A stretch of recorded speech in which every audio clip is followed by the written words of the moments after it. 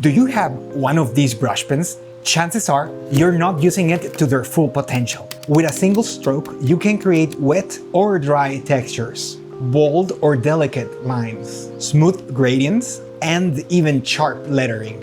In this video, I'll show you 2 full demos using these brush pens, showcasing one of my favorite places in the world, Japan. If you've been wanting to master the brush pens, or you're just starting out, this is the video for you.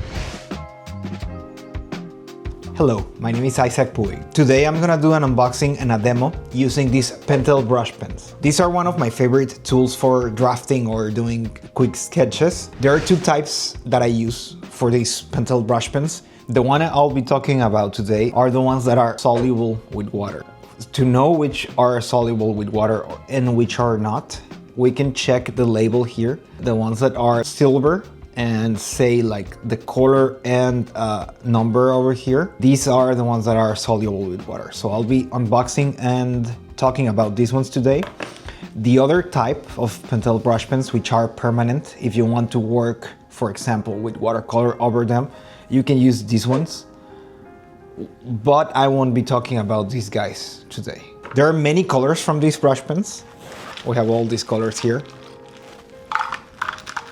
The one I have used for a while is this one, the one that says black and 101. These brush pens are made in Japan. They were originally made for Japanese calligraphy, like kanji or writing. They've become really popular among artists. 2 artists that I really like that use them are Kim Yoongi, a Korean artist that passed away 2 years ago. He's one of my favorite artists and one of my biggest influences, and he's the reason I started using these brush pens. Another artist I really recommend that uses these brush pens is Karl Kopinski. These brush pens are not really easy to use if you're a beginner artist because they are pretty versatile. You can do really thin lines and you can do really thick lines. It's like trying to draw with a brush. So it takes time to understand them and being good at them. A lot of manga artists use them. I really like using them for like quick landscapes. When you mix them with water, you can do a lot of like washes and really cool effects. These Pentel brush pens are made in Japan and they imitate a traditional Japanese tool, which are these type of brushes for calligraphy.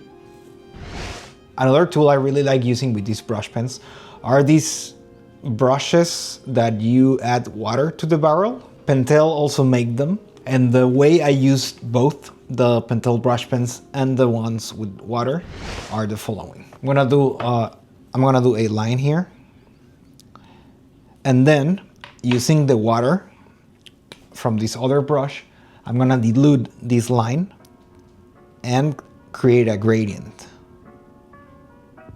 The cool thing about this brush is I have some ink on this brush, and this ink now looks gray because it's diluted with water. We can keep grabbing the black ink and just expanding it and doing these effects around. So really versatile. I love all the water effects you can create with these brushes. By the way, I'm using mixed media paper. If you want a better paper, you can use watercolor paper too. It really works well with this ink. With these brush pens, we can make really thin lines, and we can also make really thick lines. So I'm gonna do an example with this. It's a really thin line, and we can make thick lines or go even thicker. And we can also get some texture along the way. We can get any texture in between. And then if we add a little bit of water, we can dilute them and create these effects. This is the reason I really love these brushes. I love the way these effects look. They're really versatile, and you can wait for it to dry and draw above it, or just try and create wet on wet effects here. Another effect I really like using with these brushes are the wet on wet effects. So for this, I'm gonna squeeze the barrel, wet the paper a little bit, and then using the Pentel brush pen, we can create these sort of effects. I think they look amazing. So like I was saying, and I keep saying, these brushes are extremely versatile. For this first demo, I'm only gonna use the black one. For the second one, I'll be using more colors. I'll be using this photo. I took this photo on my last trip to Japan. I did the drawing already, and I erased most of it using this kneaded eraser. So I have a transparent background. We can start with our drawing, but for demo reasons, I find it easier to already have the drawing here on the paper. So let's start. The first thing that I like doing is drawing really thin lines, and then I will add value with the other brush pen that I talk a little bit, the water brush pen, whatever it's called.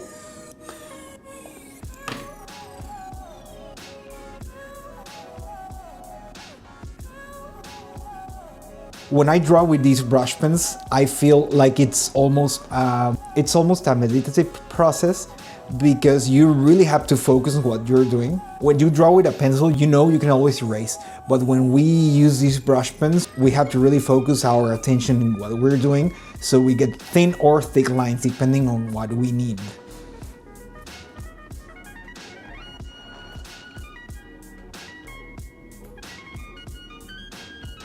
Here I did a thicker line because if we look at the reference, there's some shadow here.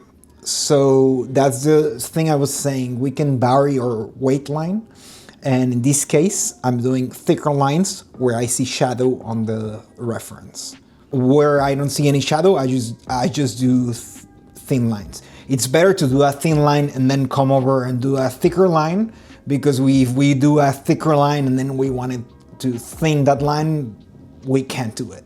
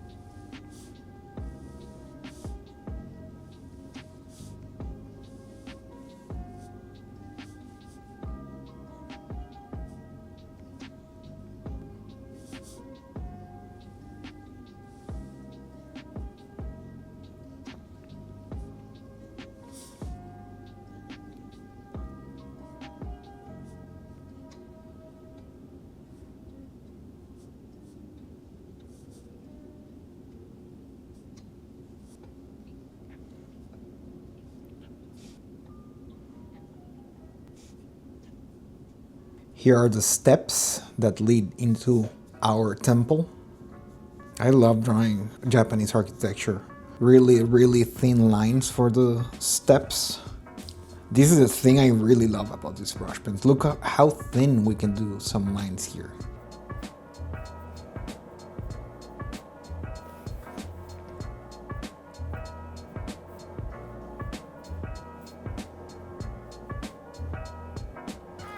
Whenever I use the brush pen, I always move the brush pen around and rotate it so I can make these lines easier. It's hard on certain angles, especially right now that I'm explaining and I can't really move my paper around. I'm trying to find ways that I can move my hands so I can create easier lines.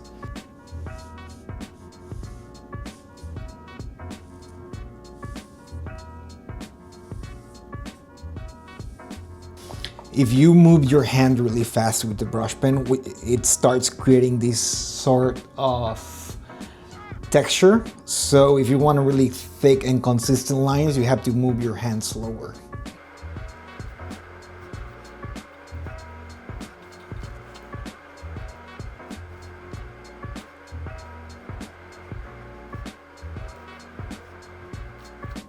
Once we start adding value, we will gain more depth in our drawing painting, but that is something I'm postponing at the moment. That we'll do at some point. Really, really thin lines here for these details. It doesn't matter if some lines are not perfectly straight. I feel like it adds character if they're like a little bit wobbly.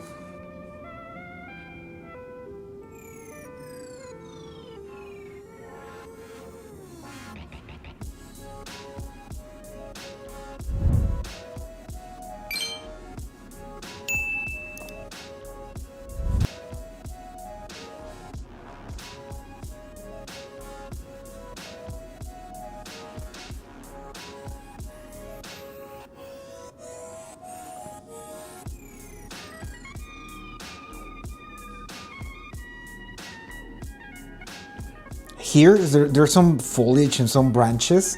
The thing I really like about this brush is we can like create really abstract details in a manner like if we're painting. So I'm gonna do them that way, like a little bit, not surreal, but like just abstract. We just have to convey the feeling that these are some branches. This part on my reference photo, it's really dark, so we can start blocking in these really dark values. We just have to be careful. I'm gonna add thicker lines here. The windows on my reference picture are really dark too, so maybe we can start adding them now, maybe. Let's the floor here. Some wooden planks. I'm missing the rails here.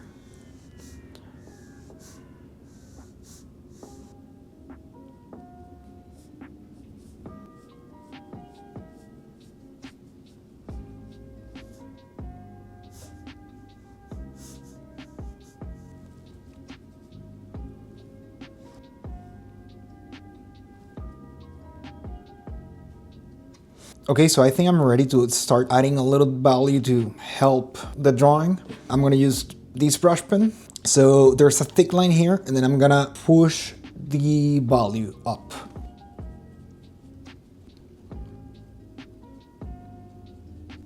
The wall here, it's pretty dark because it's like on the shadow, so I'm gonna start adding some value there.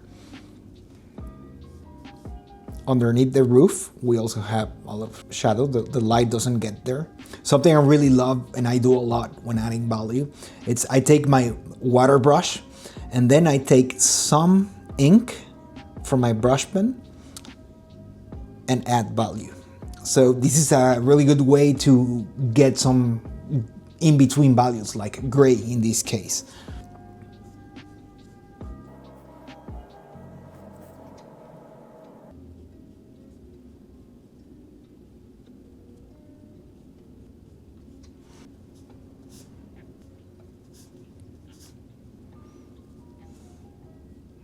I just keep adding mid values and I keep grabbing ink.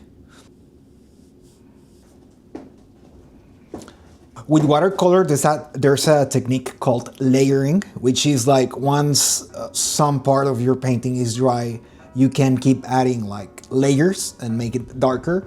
So that's something really nice we can do with this technique. I can do the same thing, like work transparently and add layers.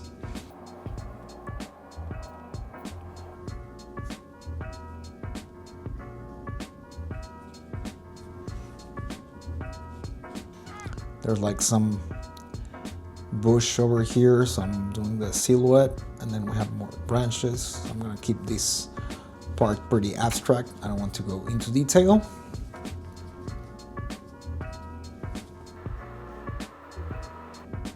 There's also some foliage over here. There's a lot of lines on the roof.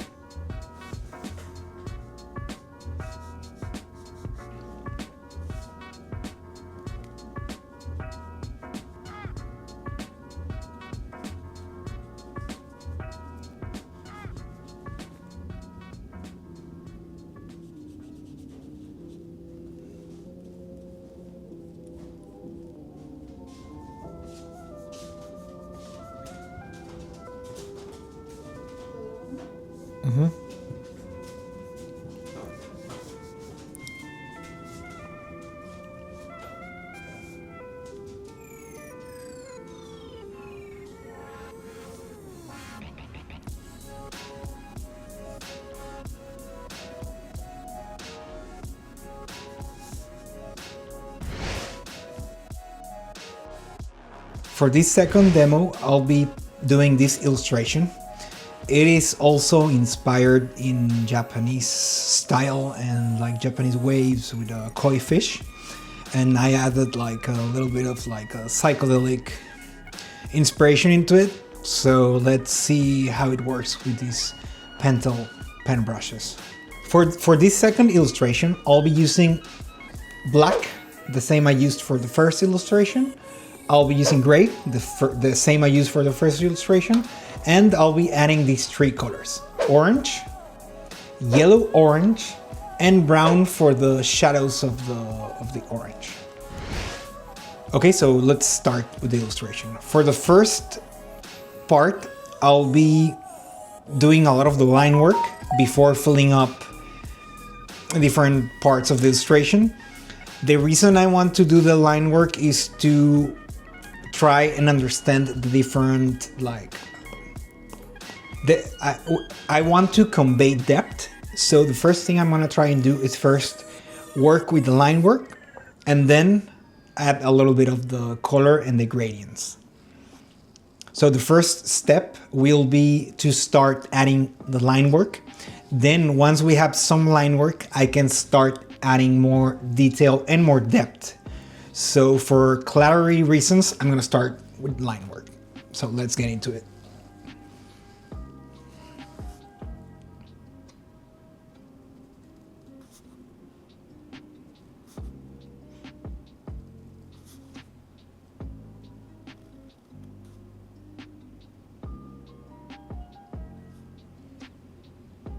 That effect is something that could help us out, but if we don't really know what is going on, it can ruin our work. So we have to be careful.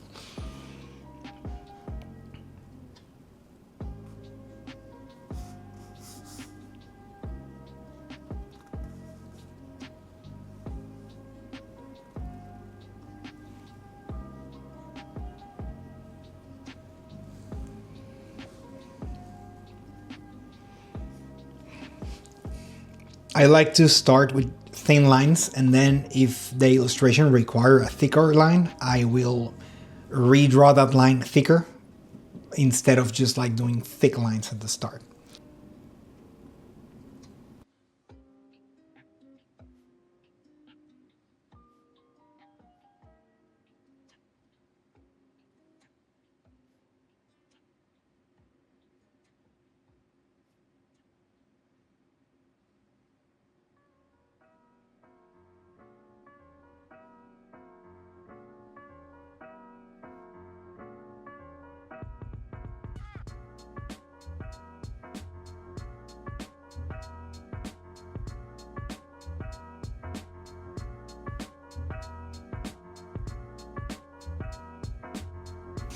So now that I have almost all the line work on the foreground, I'm gonna start adding a little bit of color to the fish so I can have a comparison to see where this is going.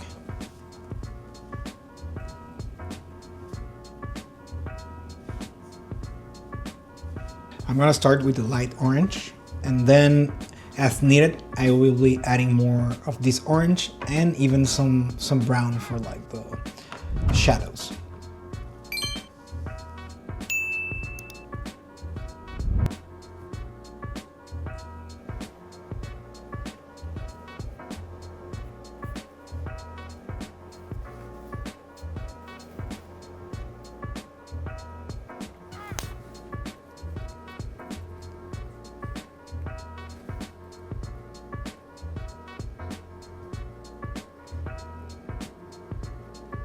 Here I'm trying to get some like texture for the scales.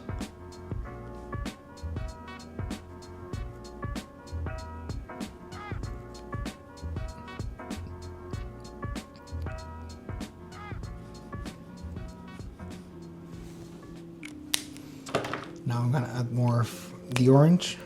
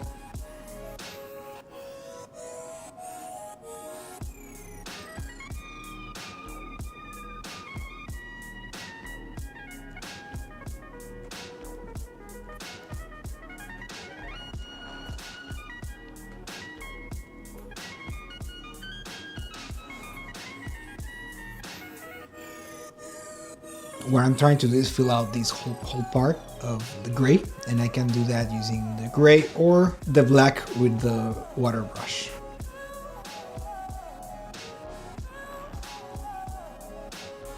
If I need more, I can always grab directly from the brush.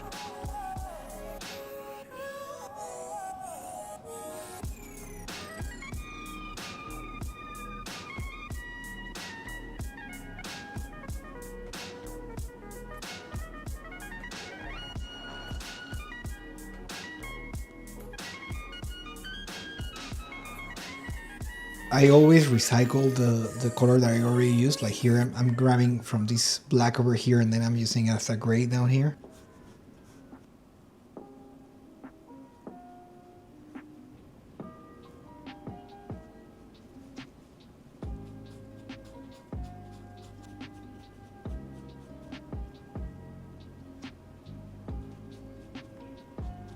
Here I'm still filling up all the background with gray. I want to get rid of all the white. So that's what I'm currently doing. The only white that I'm planning to leave on the paper might be the white of the waves. Maybe white on the koi fish, still don't know.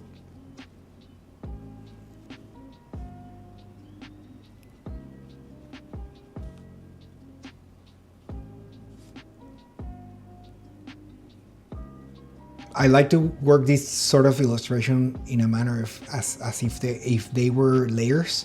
So I'm layering color, and that way I can approach. It's an easier way to approach something complex.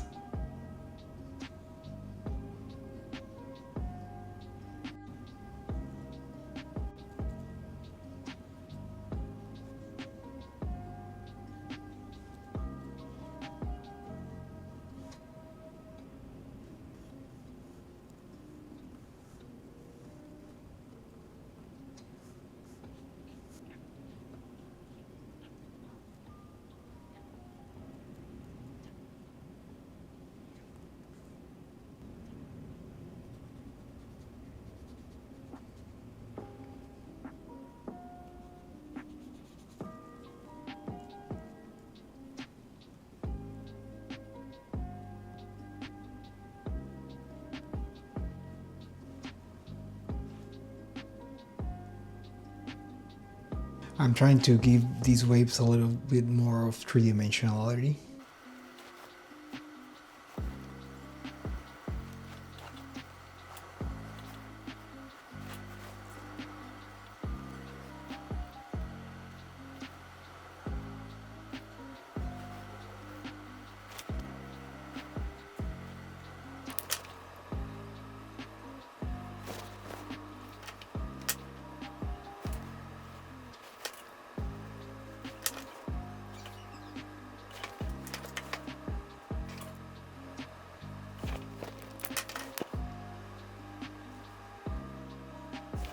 The next thing I'm gonna do is create some lines with a ruler so I can appreciate more the composition.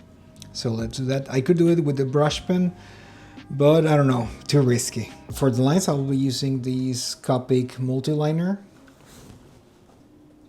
and this Japanese Statler ruler that I really love. So let's do the frame.